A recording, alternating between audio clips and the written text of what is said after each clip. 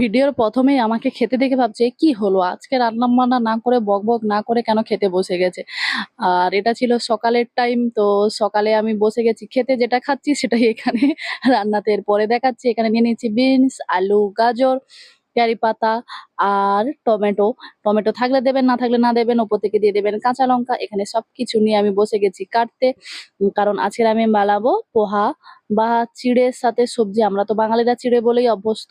তো যাই হোক, সেটা বানানোর জন্য এখানে কেটে নিচ্ছি গাজরগুলোকে। আর এখানে আমি বোর্ডটাকে ঠিকঠাক রাখতেই পারছি না, যার কারণে মাথাটা খারাপ হচ্ছিল। আর এদিকে হচ্ছিল বাইরে খুব বৃষ্টি হচ্ছিল, বৃষ্টির কারণে এই তো আমার কি বলবো, ফোনের ক্যামেরাতে এই কোয়ালিটি আসছে, একটু ম্যানেজ করে নেবেন, হ্যাঁ।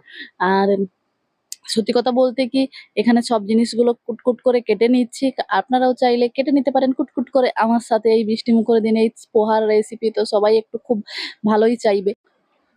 সত্যি কথা বলতে কি, রান্না করতে তো একদম টাইম লাগে না, টাইম লাগে এই কাটাকুটি আর রেডি করতে, এটাতেই যত অসুবিধা। মাঝে মধ্যে মনে হয় কি বাড়িতে থাকলে খুব ভালো হতো, মাকে বললে মা কাটাকুটি গুলো করে দিত, আমি বসে বসে শুধু রান্নার পাকটা ধরতাম। আর মায়ের ক্ষেত্রে ঠিক হয় উল্টোটা, মাও বলে যে বাড়িতে থাকলে নাকি মায়ের খুব সুবিধা হয়। মা আমি কাটাকুটি করে দিলে মা শুধু রান্নাটা করে নেয়। তো কাটাকুটি নিয়ে মেন সমস্যা, রান্না নিয়ে কোনো সমস্যা নেই। আর এখানে আমার কাছে এই যে ছুরিটা দেখতে পাচ্ছ, এটা ১০ টাকার ছুরি। কিন্তু এর উপকার একদম ভোলার মতো নয়। কারণ এটা দিয়ে আমার কাটতে সবথেকে ইজি হয়। বড় ছুরিগুলোকে দিয়ে আমি কাটতে পারি না। যেন মনে হয় অনেক বেশি শক্তি প্রয়োগ করতে হয়। কিন্তু এটা দিয়ে ওই ঝালমুড়ির দোকানগুলো হয় না রাস্তার সাইডে, তাদের কাছেও ঠিক একই রকম ছুরি থাকে। তা দিয়ে স্যাঁক, স্যাঁক করে সবকিছু কাটা হয়ে যায়। আর এটার থেকে একটু হাত বাঁচিয়েই চলতে হয়, সেটাও আলাদা কথা। কিন্তু কাটাকুটি করতে, আর এখানে দেখতে পাচ্ছ কাপবোর্ডটা একটু ওপরে ধরার জন্য আমার আর কাঁচা লঙ্কাগুলো ঠিক চাকার মতো গড়, গড়, গড়, গড় করে গড়িয়ে যাচ্ছে। যাই হোক, সবকিছু কাটাকুটি হয়ে গেলে সব জিনিসগুলোকে একসাথে রেখে দিয়েছি। আর এখানে আমি নিয়ে নিয়েছি কিছু চীনাবাদাম। চীনাবাদাম আমি কিনে এনেছিলাম। আর তারপরে অবশ্য আবার আমার কিছু এনেছিলাম অন্য জায়গা থেকে, সেটা আমি পরে বলবো। তো এখানে চীনাবাদামগুলো হালকা করে ভেজে নিয়েছিলাম। আ কারণ ভেজে নিলে চীনাবাদামগুলো দিতে সুবিধা হয়, সেই কারণে। দেখতেই পাচ্ছ হালকা কড়াইতে ভেজে নিয়েছি। আর এটা আমি কিছুটা রেখে দিয়েছিলাম খাবো বলে এমনি, এমনি। আর কিছুটা এই পোহার জন্য। এগুলো হালকা করে এবার রেডি হয়ে গেলে এখানে আমি নিয়ে নিয়েছি চিড়ে। চিড়েগুলোকে ভালো করে ধুয়ে নিয়েছি। কারণ এটা খুব পাতলা চিড়েটা, সেই কারণে বেশিক্ষণ জলে ভিজিয়ে রাখলে একদম গলে যায়। অল্প করে আমি আগে ঠিক রান্নার আগেই ধুয়ে নিয়েছি।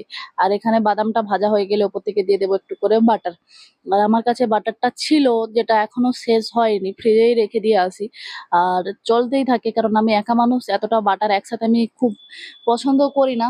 যেটাতে রান্নাতে লাগে সেটাতেই দিই, না হলে দিই না। এখান থেকে অল্প বাটার দেওয়ার পরে গাজর আর আলু কুচিগুলোকে ভালো করে ভেজে নিচ্ছি। তো এখানে গাজর আর আলু কুচিগুলো মোটামুটি ভাজা কমপ্লিট। তারপরে দিয়ে দেবো বিনস, কারণ বিনস গুলো খুব তাড়াতাড়ি সেদ্ধ হয়ে যায়। আর এই ফোনে রেকর্ডিং করতে করতেই আবার আমার কাছে চলে এসেছিল ফোন, তো সেটার কারণেই আবার লেট। যাই হোক, এই লেটে লেটে সেই আমার দিনগুলো চলতে থাকে। সব জিনিস ভাজা হয়ে গেলে অল্প করে বাটার দিয়ে দেবো, তারপরে দিয়ে দেবো কারি পাতা। কারি পাতার পর উপরে দিয়ে দেবো এখানে গোটা জিরে। গোটা জিরে দেওয়ার পরে হালকা করে, জিরে থেকে যখন হালকা ফ্লেভার ছাড়বে, খুব সুন্দর একটা ফ্লেভার আসবে, তারপরে দিয়ে দেবো আবার সব সবজিগুলোকে আমি দিয়ে দেবো। আর সত্যি কথা বলতে কি, সব সবজিগুলো দিয়ে দিলে, দেখো এই রেকর্ডিং এর ভুল আমার। ভাজা হয়ে গেলে কারি পাতা দেবো, পেঁয়াজ কুচি। পেঁয়াজ কুচির কথা তো আমি ভুলেই গেছিলাম রেকর্ডিং করার সময়। কি করবো, হালকাভাবে একটু ম্যানেজ করে নিন। যাই হোক, আর একটু দিয়ে দিয়েছি অল্প করে চিনি। তো চিনি পেঁয়াজ কুচিগুলো খুব ভালো করে ভাজা হয়ে গেলে ওপর থেকে দিয়ে দেবো এই সবজিগুলো। সবজিগুলো দিয়ে ভালো করে ভাজা হয়ে গেলে চিড়ে, ধুয়ে রাখা চিড়েগুলো জল ঝরিয়ে রেখেছিলাম সেটাকে দিয়ে দেবো।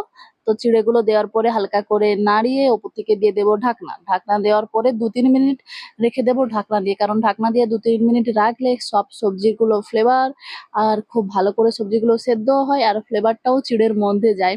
সেই কারণে এখানে দেখতে পাচ্ছ আমি ভালো করে একদম সবজির সাথে সব মশলাগুলো মিক্সড করে নিয়ে চীনাবাদামটাকে দিয়ে ভালো করে নাড়িয়ে চাড়িয়ে রেখে দিয়েছিলাম ঢাকনা দিয়ে। তো ২-৩ মিনিট পর ঢাকনা খুলে যখন দেখলাম যে মোটামুটি আমার সবকিছু সেদ্ধ হয়ে গেছে, তো তারপরে দিয়ে দিলাম প্লেটিং এ।